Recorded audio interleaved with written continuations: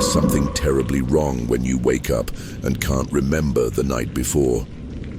But when you wake up covered in blood, in a secluded cabin in the mountains, far from civilization, the terror takes on unimaginable proportions.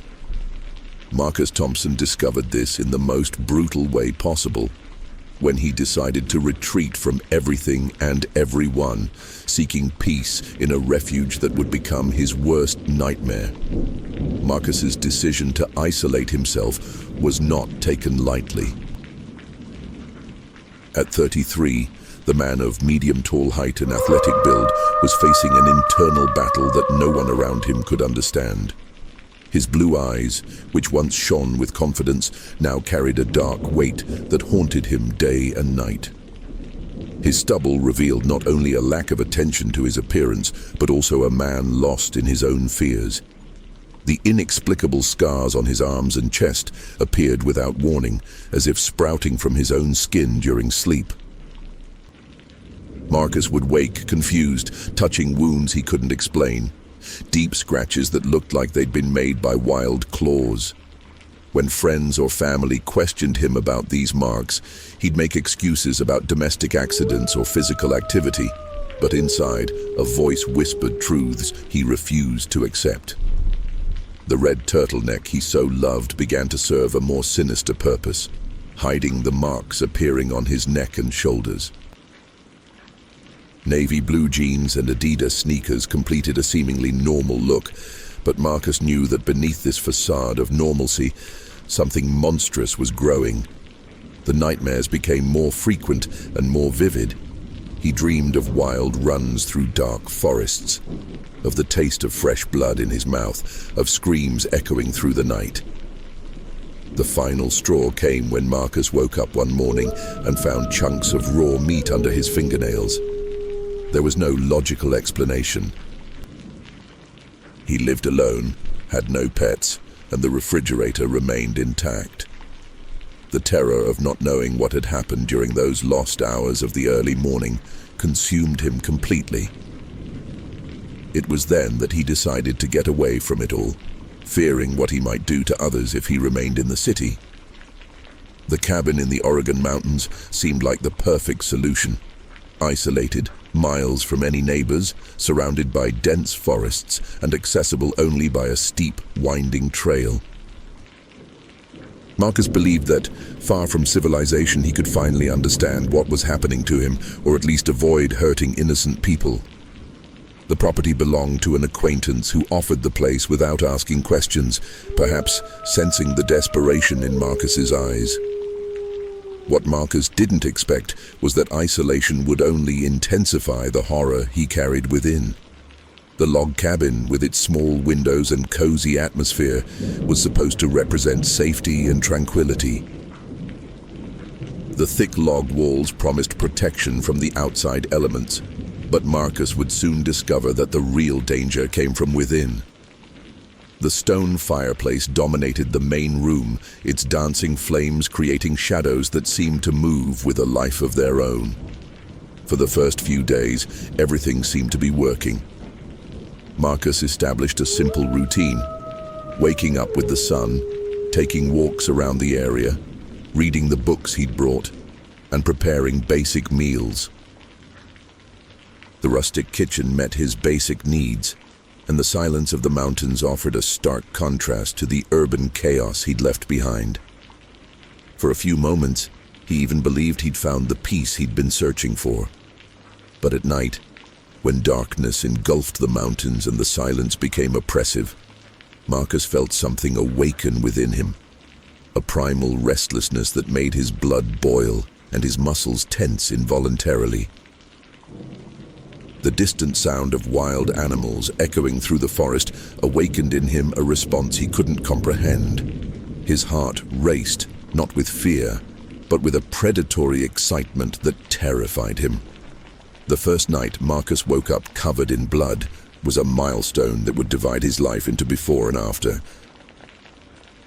The sheer terror of opening his eyes and seeing his hands stained dark red, his sheets soaked with a substance he knew wasn't his, created a rupture in his sanity that would never be completely repaired. The metallic smell permeated the cabin's air, mingling with the aroma of wood and ash from the unlit fireplace. Marcus staggered to his feet, his bare feet stepping in sticky puddles that formed an eerie trail through the cabin. His clothes were torn. The red shirt he'd slept in was now a bloody rag barely covering his torso. His jeans were ripped at the knees and thighs, as if he'd been crawling over rough terrain for hours.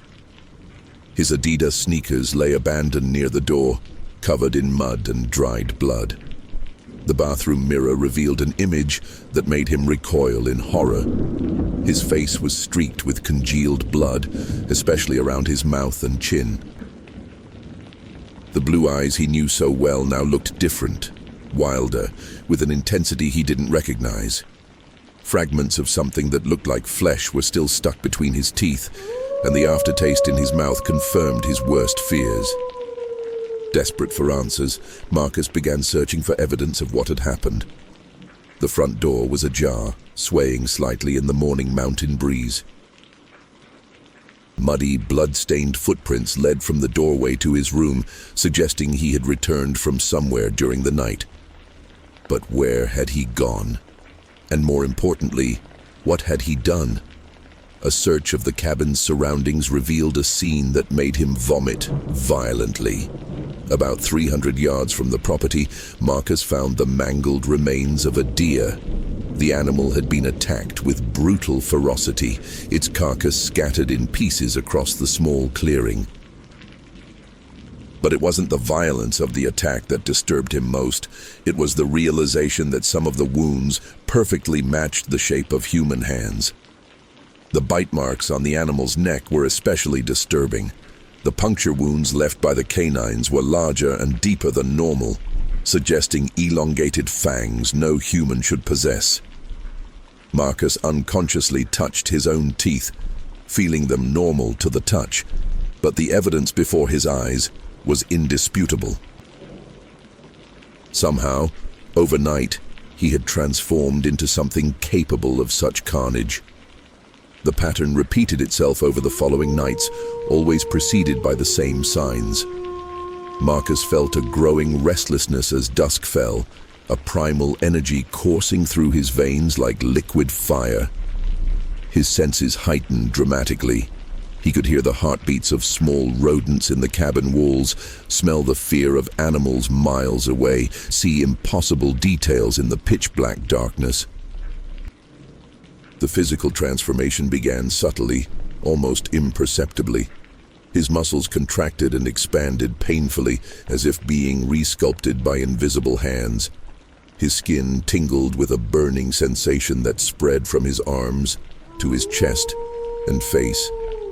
Marcus watched in the mirror as his features began to alter, his nose and mouth jutting slightly forward, forming the beginnings of a snout, while his blue eyes retained their human color but acquired a predatory intensity. What terrified Marcus most wasn't the physical transformations, but the growing awareness he felt during the episodes. Contrary to his expectations, he didn't completely lose his human consciousness when he transformed. Instead, he became a prisoner of his own body, watching in horror as primal instincts took over. The experience was like being encased in glass, able to see and feel everything, but powerless to intervene. During one of these transformations, Marcus experienced for the first time the terrifying clarity of the change.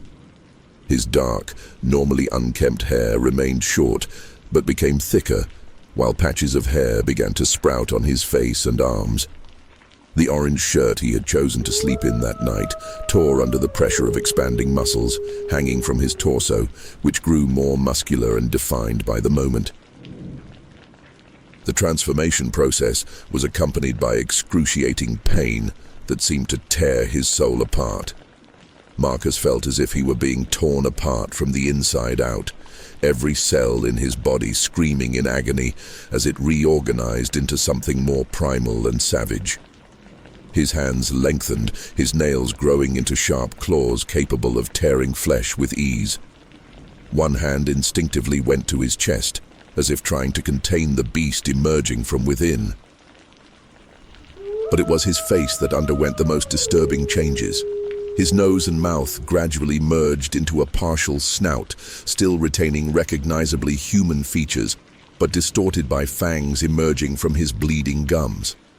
His blue eyes remained unchanged in color, but the expression they bore was a devastating mix of primal rage and human pain, as if two consciousnesses were fighting for control of the same body. The first time Marcus saw himself fully transformed was through the reflection in the cabin window. The creature staring back at him retained its height and basic build, but was covered in irregular patches of dark fur that sprouted from its human skin like islands of savagery. The torn orange shirt hung pathetically from shoulders that now held an intimidating breadth, and its posture was simultaneously human and bestial. What disturbed him most was the intelligence that lingered in his transformed eyes. It wasn't an uncontrolled animal. It was something far worse. It was Marcus Thompson amplified, with all his fears, anger, and frustrations magnified by superhuman strength and predatory instincts. The creature he was becoming knew exactly what he was doing, and this awareness made each attack more calculated and efficient. During these nights of transformation, Marcus discovered he could sense the presence of life within a much wider radius than normal. The heartbeat of small animals in the trees surrounding the cabin echoed in his ears like war drums, while the scent of fear from forest creatures awakened a hunger that went beyond the physical need for food. It was a hunger for dominance, for hunting, for asserting his position at the top of the food chain. The strength he possessed in this form was terrifying. Marcus discovered he could split tree trunks with his bare hands, leap distances impossible for a human, and run through dense forest with a speed that rendered obstacles irrelevant. His senses were so heightened that he could track animals by scent left hours before, hear whispered conversations miles away, and see in absolute darkness as if it were broad daylight. But with each transformation, Marcus felt himself losing a little more of his humanity. The line between man and beast became more blurred, and he began to fear that one night he would simply no longer be able to return to his human form. The most disturbing discovery came when Marcus found human footprints mixed in with his own bestial footprints around the cabin. The marks suggested he wasn't alone during his nightly transformations. Someone had walked the property, possibly observing his metamorphosis episodes. The ensuing paranoia was almost as devastating as the transformations themselves, creating a constant feeling of being watched by unseen eyes. The footprints were definitely human, but there was something disturbingly deliberate about their patterns. Whoever it was had circled the cabin multiple times, always staying on the edge of the areas where Marcus had left evidence of his transformed presence. It was as if the mysterious visitor was documenting their behavior, studying the patterns of their nocturnal hunts with scientific interest. Marcus began setting makeshift traps around the property, using branches and rope to create warning systems that would alert him if anyone approached during the day. But his precautions revealed an even more terrifying reality. The footprints kept appearing, yet the traps remained intact. This suggested that his spotter either knew the area better than he did, or possessed skills that made detection nearly impossible. The psychological pressure of being watched began to affect even his waking hours. Marcus found himself constantly glancing over his shoulder, examining every shadow between the trees, interpreting every sound in the forest as evidence of human presence. The isolation he had sought as a refuge had now become a prison where he was simultaneously the prisoner and the object of study of forces he could not comprehend. During one of his daytime investigations, Marcus discovered something that made him question his own sanity. Hidden under a pile of leaves about a kilometer from the cabin, He found a military backpack containing observation equipment, night vision binoculars, cameras with telescopic lenses, notebooks filled with detailed notes about his movements. The entries were written in meticulous handwriting, documenting precise times, observed behaviors, and even anatomical sketches of his transformed form. The notes revealed a level of knowledge about his condition that terrified him. The observer not only knew about the transformations, but seemed to understand the process better than Marcus himself. There were references to lunar cycles, territorial hunting patterns, and progression of metamorphosis that suggested familiarity with similar cases. One particularly disturbing entry mentioned preparation for capture and included diagrams of specialized nets and traps. The discovery that he was being stalked by someone with expert knowledge of his condition transformed his fear into paranoid terror. Marcus realized that his attempts at isolation had failed completely. Instead of protecting others from himself, he had left himself vulnerable to forces that might have intentions far more sinister than simple scientific observation. The intensity of his transformations began to increase proportionally to the stress of being watched. As if the beast within him responded to the external threat by becoming more aggressive and territorial. Marcus noticed that his nocturnal expeditions became bolder, expanding their range to areas closer to potential human habitation. The creature he was becoming seemed to be actively seeking confrontation. One night, waking up covered in blood after a particularly violent transformation, Marcus found a note left on his kitchen table. The message was simple and terrifying. "We know what you are. Soon, you will know who we are." The handwriting matched the notebooks he had discovered, but the note's physical presence inside the supposedly secure cabin shattered any illusion of privacy or protection he still maintained. The revelation that there were others like him came brutally and unexpectedly. One particularly cold morning, Marcus discovered he was no longer alone on the property. Fresh footprints led from the forest to his door, but this time they weren't entirely human. The marks showed an unsettling progression. They began human at the tree line, but gradually lengthened and deformed, showing signs of claws and pads that suggested partial transformation during the walk. The visitor had left behind indisputable evidence of its nature. Tufts of dark fur stuck to low-hanging branches, deep scratches in the bark that formed clearly intentional patterns, and most disturbing of all, the remains of a meal that had been partially consumed and then discarded with disdain. It was as if the visitor was sending a message about its superiority in the predatory hierarchy.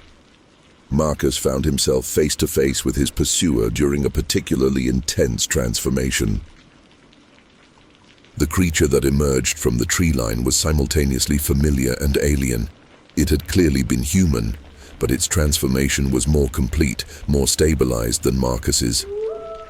The being retained basic human features but was covered in dense, uniform fur, its eyes shining with a cruel intelligence that spoke of years of experience with its condition. Communication between them was wordless, through body postures and growls that carried primitive but clear meanings. The visitor wasn't just another werewolf, he was something of an alpha, establishing territorial dominance through his mere presence. Marcus felt his own beast instinctively recoil, recognizing a superior force that could destroy him without significant effort. But it was during the return to human form that the true nature of the encounter revealed itself. The stranger transformed back more quickly than Marcus, demonstrating a control over the process that spoke of years of practice. The man who emerged from the bestial form was older, perhaps in his 50s, with scars that told stories of countless confrontations and transformations. His eyes carried a coldness that suggested humanity had been largely abandoned in favor of predatory efficiency. The stranger spoke to Marcus for the first time, his voice carrying an accent that was difficult to place, but clearly not local. He explained that he had been observing because Marcus had invaded territory belonging to an organized group of others like them. The cabin, seemingly secluded and secure, was actually located in a traditional hunting area that had been patrolled and protected for generations. The revelation that a secret society of werewolves existed, with established territories and rigid hierarchies, completely shattered Marcus's understanding of his condition. He had assumed he was an isolated case, a freak of nature destined to suffer alone. Discovering that there were entire organizational structures dedicated to managing and controlling people like him was simultaneously relieving and terrifying. The stranger explained that Marcus had two options: leave immediately and never return to the region, or submit to an evaluation process that would determine whether he would be accepted into the group or eliminated as a threat. The choice was seemingly free, but the way it was presented made it clear that refusing either option wasn't really an option. During this conversation, Marcus realized that his transformation had been monitored not just out of curiosity, but as part of a recruitment process. His ability to maintain partial consciousness during the changes, his relative strength, and his ability to control destructive impulses were being evaluated as potentially useful qualities for purposes yet to be revealed. Marcus's decision to accept the assessment was motivated more by desperate curiosity than bravery. After weeks of isolation and terror, the possibility of finally understanding his condition and finding others who shared his curse offered a hope he could not ignore. But as he was led deeper into the mountains, to areas that seemed untouched by modern civilization, he began to question whether he had made the right choice. The complex they found was carved into the mountains themselves, a series of interconnected caves that had been modified over decades to create a hybrid habitat of civilization and wilderness. The rock walls were decorated with primitive paintings depicting transformations and hunts, a visual history that stretched far back in time than Marcus had imagined possible. The other members of the group were a diverse collection of individuals who had arrived on similar paths, people who had discovered their transformed nature and were eventually gathered into this secret community. But there was a crucial difference between them and Marcus. They had all fully embraced their bestial nature, gradually abandoning aspects of their humanity they considered unnecessary weaknesses. The assessment consisted of a series of tests that pushed Marcus to the limits of both his human and transformed capabilities. He was forced to hunt under observation, demonstrate control over his transformations, and most disturbingly, prove his willingness to put the needs of the group above any residual human morality. Each test revealed deeper layers of the philosophy that governed this secret society. The group's leader, a woman whose transformations had become so fluid that she seemed to exist in a permanent state between human and beast, explained that they were not simply werewolves trying to survive. They were something more ambitious, an evolution of humanity that had embraced primitive aspects that modern society had rejected. Their mission was to identify and recruit others like them, gradually expanding their influence until they could emerge from the shadows. Marcus discovered that the group maintained a surveillance network that spanned multiple regions, identifying potential werewolves through behavioral patterns, reports of unusual animal activity, and other indirect evidence. The cabin where they had taken refuge was actually a sort of honey trap, a location known to attract individuals fleeing their transformed natures. As the days passed at the compound, Marcus realized that his integration was not optional. The other members had progressively lost their former human identities, adopting new names, abandoning connections to their past lives, and dedicating themselves entirely to the group's philosophy. It was a gradual but inexorable process of depersonalization that terrified him more than the transformations themselves. The pressure to conform intensified when Marcus expressed reservations about some of the group's activities. They weren't just predators hunting wild animals. There was evidence that they occasionally expanded their activities to human targets, particularly those who posed threats to their safety or secrecy. The rationalization was that they were protecting not only themselves, but the entire emerging species they represented. Marcus's last night at the compound was marked by an initiation ceremony that revealed the true nature of his dilemma. He would be fully accepted into the group, but only after demonstrating his willingness to permanently abandon his human identity. The alternative wasn't simply leaving, it was being silenced to protect the secrets he had uncovered. As Marcus contemplated his impossible choice, he realized that his original desire for isolation had been based on a fundamentally incorrect understanding of his situation. The true horror wasn't being a monster alone, it was discovering that there was an entire society of monsters waiting to claim him as one of their own. And somewhere deep in the mountains, where the boundary between civilization and savagery had long since been erased, Marcus Thompson faced the realization that perhaps there never really was a choice.